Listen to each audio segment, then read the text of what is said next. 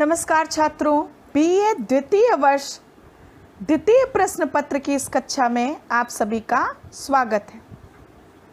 आज हम विश्लेषण करेंगे प्रेमचंद की यथार्थवादी कहानी कफन का, जो कि अपने यथार्थवादी स्वरूप के कारण हिंदी साहित्य में एक अविस्मरणीय स्थान रखती है। प्रस्तुत कहानी हमारे सामने संवेदना का ऐसा ज्वार प्रस्तुत करती है कि जिससे पाठकगण स्वयं को प्रभावित होता हुआ पाता है। प्रस्तुत कहानी में बुधिया की मृत्यु की संवेदना हमें ऐसे झकझोरती है कि हम अपने हृदय से उसके दुख को अनुभव कर लेते हैं। प्रस्तुत कहानी समाज की मानसिकता पर चोट करती है। प्रस्तुत कहानी समाज की पुरुषवादी वृत्ति पर सोचकर चोट करती है। प्रस्तुत कहानी भारतीय समाज की मानसिकता पर चोट करती है। तो आइए देखते हैं प्रेमचंद की कहानी कफन। प्रेमचंद हिंदी कथा साहित्य में यथार्थवाद के उन्नायक माने जाते हैं। जैसा कि हम सभी जानते हैं कि प्रेमचंद का झुकाव प्रारंभिक समय में आदर्श की तरफ अधिक था। वे अपनी कहानियों में आदर्शोन्मुख यथार्थ की प्रस्तुति करते थे। वे समस्या को दिखाते थे, साथ ही उसका समाधान भी, संभावित समाधान भी दिखाते थे। परंतु कफन कहानी तक आते आते उनका आदर्श से मोह भंग होता हुआ दिखाई देता है। जैसा कि हम सभी जानते हैं कि कफन प्रेमचंद की अंतिम कहानी है तथा प्रारंभिक गांधीवादी हृदय परिवर्तन की थ्योरी से किनारा करते हुए प्रेमचंद इस कहानी में हृदय विदीर्ण करने वाले कटु यथार्थ को प्रस्तुत करते हैं। उनका उपन्यास गोदान का अंत भी ऐसे ही भावभूमि पर है कि जहाँ पर पूरा जीवन बिता देने के पश्चात होरी की मृत्यु पर उसकी पत्नी धनिया पंडित के हाथ में 20 आने पैसे रख के कहती है कि पंडित जी, अब इसके अलावा हमारे पास कुछ नहीं है, यही हमारा गोदान है। कि एक गोदान से शुरू हुई कहानी किस तरह से अंत में हमारी संवेदना को झकझोर करके रख देती है। तो यही यथार्थ की प्रस्तुति प्रेमचंद को विशिष्ट कथाकार बनाता है। कफन प्रेमचंद द्वारा लिखी गई कहानी है जिसका कि प्रकाशन वर्ष 1936 है। जैसा कि हम सभी जानते हैं कि प्रेमचंद ने लगभग 300 कहानियां लिखी हैं। उर्दू में प्रेमचंद नवाब राय के नाम से लिखते थे। इनका प्रथम उर्दू कहानी संग्रह सोजे वतन तत्कालीन अंग्रेज सरकार द्वारा जब्त कर लिया गया था। प्रेमचंद की अंतिम कहानी कफन मानी जाती है। मानसरोवर 8 भाग प्रेमचंद की कहानियों का संग्रह है। प्रेमचंद की प्रस्तुत कहानी कफन के प्रमुख पात्र घीसू, माधव और बुधिया हैं। माधव घीसू का पुत्र है। बुधिया घीसू के पुत्र माधव की पत्नी है। घीसू और माधव का व्यक्तित्व कामचोर और अकर्मण्यता का है। घीसू और माधव निम्न वर्ग अर्थात चमार जाति से संबंध रखते हैं। घीसू और माधव का काम था कि रात में कहीं से चुपचाप लकड़ी तोड़ लाना, खेतों से गन्ने, आलू या मटर चुरा लाना और उसी तरह अपना पेट भरना। माधव के विवाह के बाद उसकी पत्नी बुधिया लोगों के घरों का काम करके, मेहनत मजदूरी करके किसी तरह घीसू और माधव का पेट भरती थी। बुधिया की प्रसव पीड़ा से तड़प तड़प कर मरते समय घीसू और माधव उसका साथ नहीं देते हैं। बुधिया के कफन के लिए जो पैसे मिलते हैं उससे घीसू और माधव शराब और कचौड़ी खरीदकर अपनी आत्मतुष्टि करते हैं। तो इस तरह से हम देखते हैं कि कफन कहानी का उद्देश्य समाज के दलित वर्ग में फैली अकर्मण्यता, आलसीपन, पलायनवादी प्रवृत्ति का चित्रण करते हुए दरिद्र समाज की दीनहीन दशा तथा शोषक वर्ग द्वारा आम आदमी की शोषणकारी नीतियों का पर्दाफाश करना रहा है। अब देखते हैं इस कहानी की कथावस्तु को। प्रस्तुत कहानी कफन समाज के निम्न वर्ग का चित्रण प्रस्तुत करती है। हमारी कहानी के प्रमुख पात्र घीसू और माधव नामक पिता पुत्र हैं, जो कि चमारों के कुनबे में रहते हैं तथा उसी जाति से संबंध रखते हैं। वे अपनी काम चोरी और आलसी स्वभाव के लिए पूरे गांव में बदनाम हैं। लेखक प्रेमचंद कहते हैं कि अगर वे दोनों साधु सन्यासी होते तो उनकी संतोष वृत्ति के लिए उनका हर जगह सम्मान होता, कि जब तक उनके पास पेट भरने के लिए जरा सा भी धन या जरा सा भी अनाज शेष रहता था, तब तक मजाल है कि वो कहीं काम पर चले जाए। वे दोनों के दोनों एक से बढ़कर एक आलसी और कामचोर थे, निकम्मे थे। यदि कहीं काम पर जाते भी थे तो काम ठीक से नहीं करते थे, मजदूरी ज़्यादा मांगते थे। उन दोनों को लोग तभी काम पे बुलाते थे जब कि दो व्यक्तियों से एक व्यक्ति के समान काम के संतोष मिलने की आशा करने के अलावा कोई चारा ना हो। यानी बिल्कुल विकट परिस्थिति पर लोग उनको काम के लिए बुलाते थे, अन्यथा कोई उनको काम के लिए पूछता भी नहीं था। दोनों आकाश वृत्ति, चोरी और दूसरों के दया भाव पर जीवन बिता रहे थे, कि वे दोनों 4-4 दिन तक फांका किए पड़े रहते थे परंतु काम करने नहीं जाते थे। और दोनों दीनहीन इतने थे कि लोगों को पता था कि यदि ये कुछ उधार ले रहे हैं तो ये वापस नहीं कर पाएंगे, फिर भी लोग इनको इनकी दीनहीन दशा देख करके पैसे दे देते थे। दोनों निर्लज्ज भी थे, उनको लोगों की बातें सुनकर, गालियां सुनकर भी जरा सी शर्म नहीं आती थी।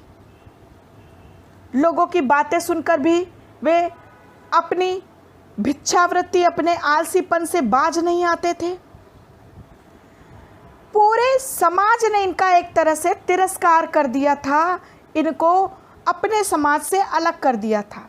ये दोनों चोरी छुपे रात में जाकर के कहीं लकड़ी काट लाते थे, या कहीं किसी के खेत से गन्ने चुरा लाते थे, या कहीं किसी खेत से आलू उखाड़ कर ले आते थे।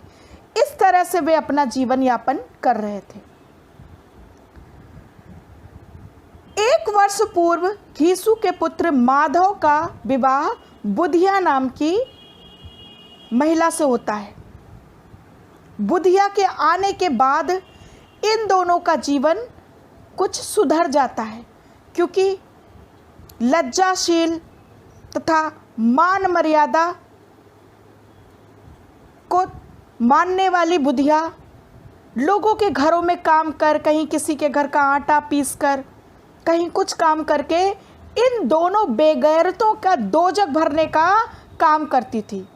अर्थात जब से बुधिया इनके घर आई तब से इन्होंने और भी अधिक निर्लज्जता दिखाना प्रारंभ कर दिया।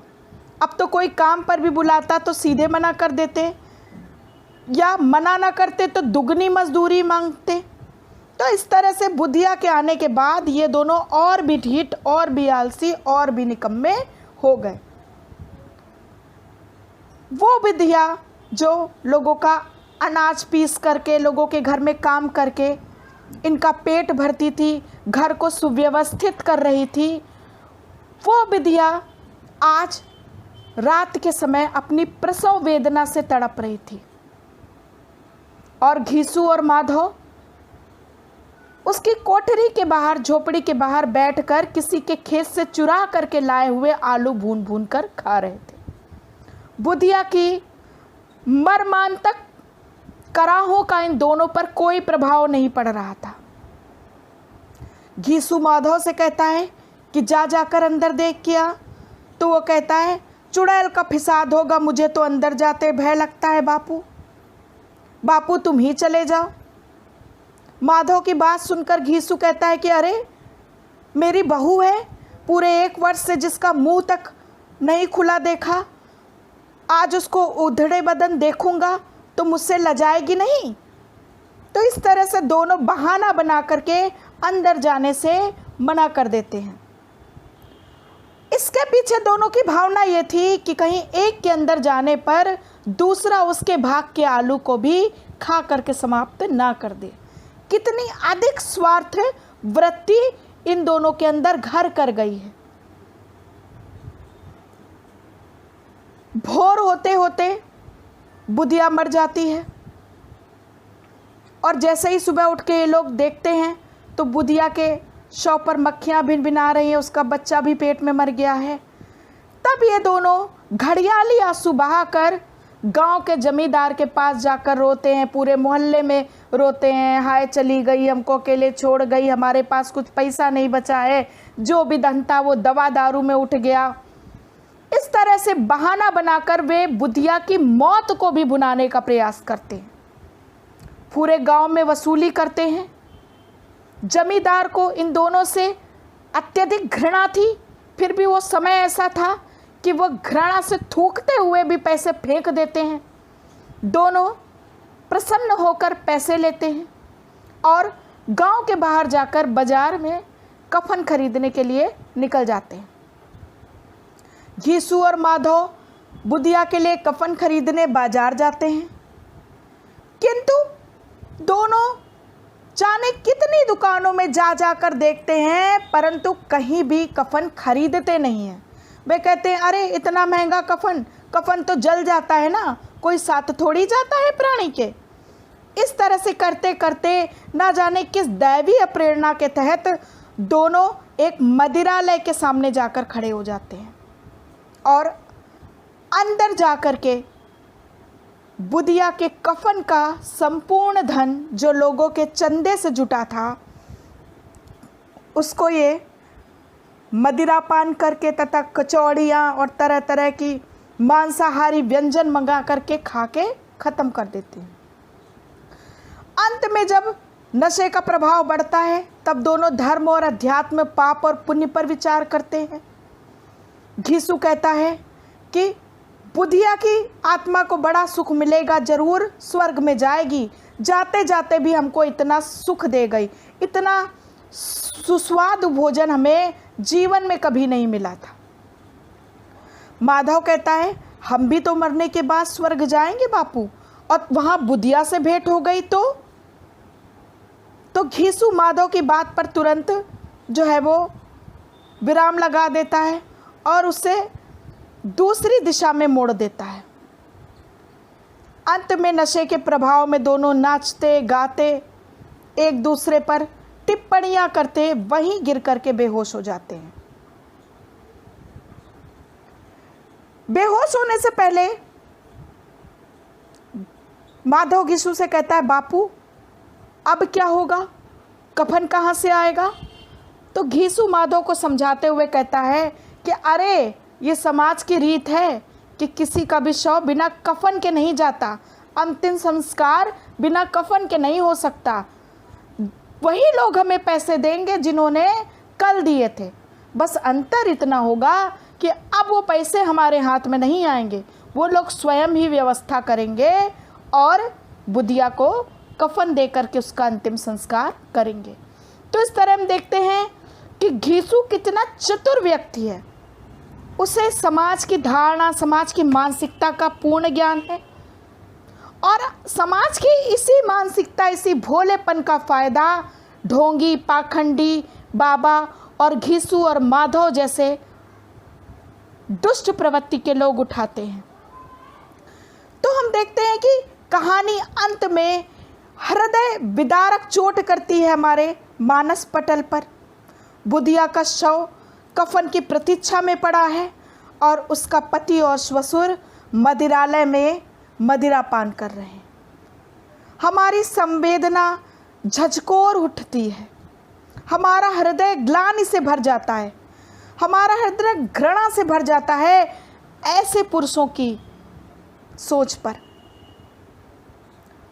यह कहानी एक प्रश्न उपस्थित करती है हमारे भारतीय समाज पर भी, कि हमारे भारतीय समाज में पुरुष चाहे कितना भी घृणित वृत्ति वाला हो, परंतु उसका विवाह अवश्य हो जाता है, और विवाह के पश्चात लड़की के माता पिता उससे संबंध विच्छेद यह कह के कर देते हैं कि अब ससुराल ही उसका घर है, जहाँ से उसकी डोली उठी है वहीं से उसकी अर्थी उठेगी, भले ही उस लड़की के साथ ससुर घर में कुछ भी हो, उसे वही जीवन बिताना है।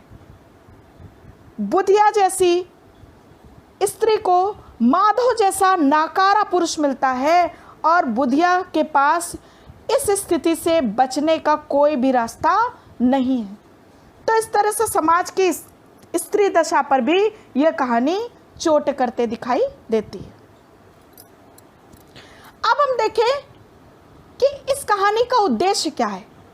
कहते नहीं कि उद्देश्य विहीन साहित्य किसी काम का नहीं, साहित्य में निहित उद्देश्य ही उसको सार्वकालिक बनाता है, उसके महत्व को अक्षुण्ण बनाता है।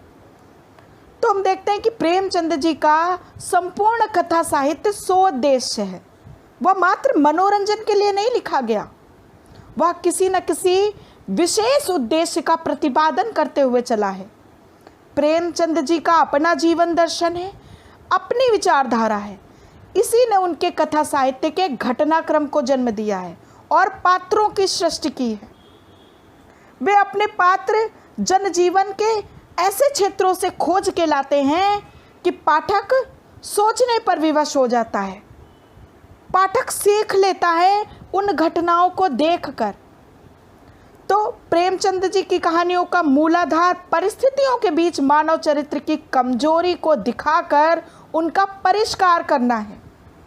इसी रूप में प्रेमचंद आदर्शोन्मुख यथार्थवादी कलाकार हैं। यथार्थ रूप में प्रेमचंद जी का साहित्य समाज के घिनौने रूप को हमारे सामने रखता है। आदर्शवाद का ऐसा सुंदर समन्वय ही प्रेमचंद जी के कथा साहित्य की सबसे बड़ी विशेषता है।